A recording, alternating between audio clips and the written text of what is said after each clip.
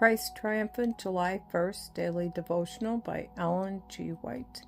Constant prayer needed to resist Satan's cunning. And Jesus, being full of the Holy Ghost, returned from Jordan, and was led by the Spirit into the wilderness. Luke chapter 4, verse 1.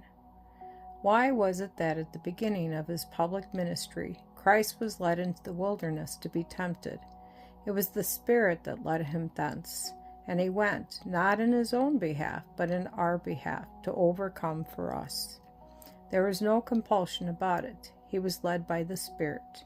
His humanity to be proved, as one who had undertaken to stand at the head of the fallen race. Christ had been and was then in perfect harmony with the Father. He was to be tried and tested as a representative of the race. He was led by the Spirit into the wilderness to meet the foe in personal encounter, to overthrow him who claimed to be the head of the kingdoms of the world.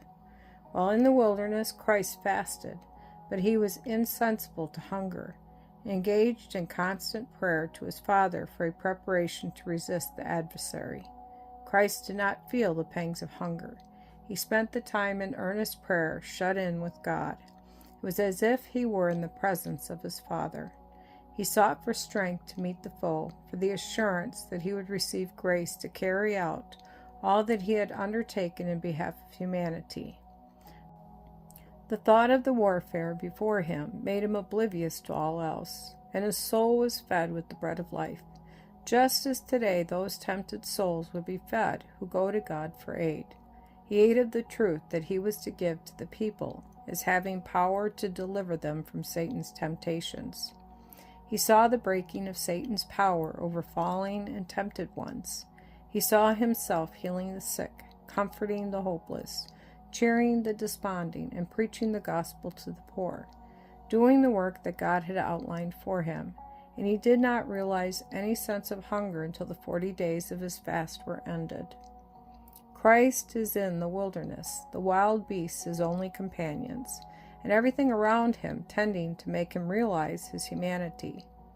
Suddenly an angel appears before him, apparently one of the angels that he saw not long since, and addresses him with the words, "If thou be the Son of God, command that these stones be made bread." Luke chapter 4, verse 3. If thou be the Son of God, here is the insinuation of distrust.